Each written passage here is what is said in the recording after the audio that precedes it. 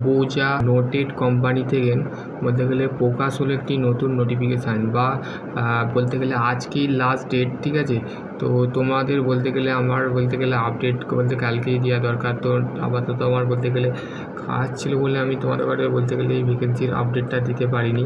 তো বলতে গেলে এলিজিবিলিটি বলতে গেলে দেখো ম্যানেজমেন্ট ট্রেনিং, যেখানে বলতে গেলে 0 থেকে 3 বছরের এক্সপিরিয়েন্স যদি তোমার থাকে, LLB, তারপরে MBA, CS, CWS, সিএ যদি পড়াশোনা করো, কমার্সের স্টুডেন্ট এখানে তোমরা অ্যাপ্লাই করতে পারবে, ঠিক আছে। দেন তোমরা বলতে গেলে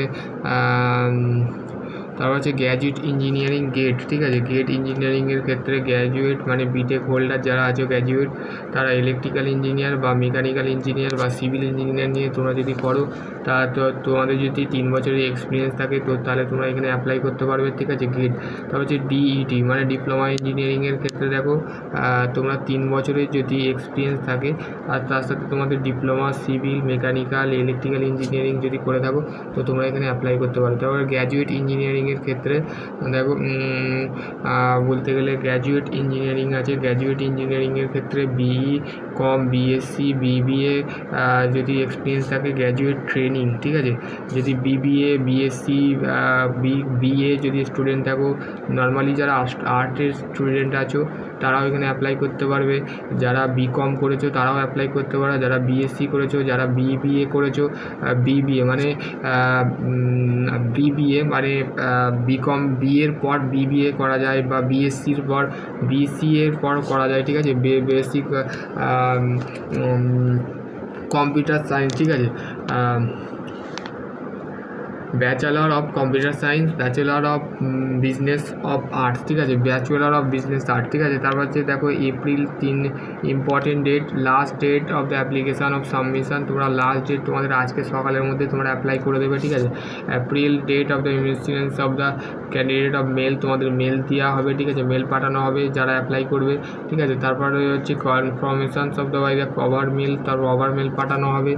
দেন তারপরে হচ্ছে দেখো তোমাদের কীভাবে সিলেকশনস হবে। দেখো সিলেকশন হওয়ার জন্য তোমাদের ইন্টারভিউ রাউন্ড হবে, ঠিক আছে। রাউন্ড অফ ইন্টারভিউ, ঠিক আছে। শর্ট লিস্ট ইন্টারভিউ এবং হচ্ছে শর্ট লিস্টের আধারের পর তোমাদের কিন্তু সিলেকশন হবে। তারপর এপ্রিল 11 তারিখে তোমাদের ইন্টারভিউ হবে, ঠিক আছে। 11 তারিখে ইন্টারভিউ। আর 9 এপ্রিল হচ্ছে তোমাদের মেল যাবে, কনফার্মেশন ওভার মেল যাবে। তারপরে informations of the candidate mail, তোমাদের মেল পাঠানো হবে যে তোমাদের ইন্টারভিউ হবে, শর্ট লিস্ট তোমাদের বেরোনো হবে, ঠিক আছে। ইন্টারভিউ এবং শর্ট লিস্ট HR রাউন্ড, ঠিক আছে। HRS তোমাদের যে HR থাকবে তিনি মনে ইন্টারভিউটা নেবে। তো HR round of short list of the final round. তো তোমাদের যে ইন্টারভিউটা হবে সেই ইন্টারভিউটা দেখো ইন্টারভিউ যে প্রসেসটা হবে সেটা কি বলছে, you are allocated of the specific time the slotted the interview of the assignment will be covered, ঠিক আছে। You are completely of the subjective knowledge and the latest tool of the application your field, understanding of the Amboja Nota group, the general of the profit, the hobby and the environment, ঠিক আছে। তো এই সমস্তগুলো বলে দিচ্ছে, ঠিক আছে। Application যেটা আছে সেটা দেখো এখানে বলতে গেলে গ্র্যাজুয়েট ইঞ্জিনিয়ারিং, তো সমস্ত যে লিঙ্কগুলো আছে সেগুলো আমি তোমাদের শেয়ার করে দেবো।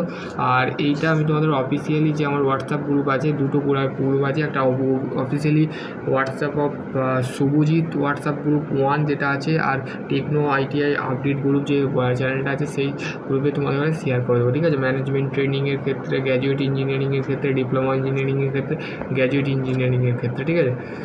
এখানে সমস্ত কিন্তু ডিটেল দিয়ে দিয়েছে, ঠিক আছে। তোমরা দেখতে পাচ্ছ, ঠিক আছে। We hiring of management graduate engineering, ঠিক আছে, আম্বোজা নোটা, ঠিক আছে। তো আশা করছি তোমাদের বুঝতে পারবে, তোমরা তাড়াতাড়ি পারো তো অ্যাপ্লাই করে দাও, ঠিক আছে। আর যদি এই রিগার্ডিংয়ে যদি কোনো কোয়ারি থাকে তো ডেফিনেটলি কমেন্ট সেকশানে কমেন্ট করবে, ঠিক আছে। সকলে ভালো থেকো, সুস্থ থেকো, থ্যাংক ইউ।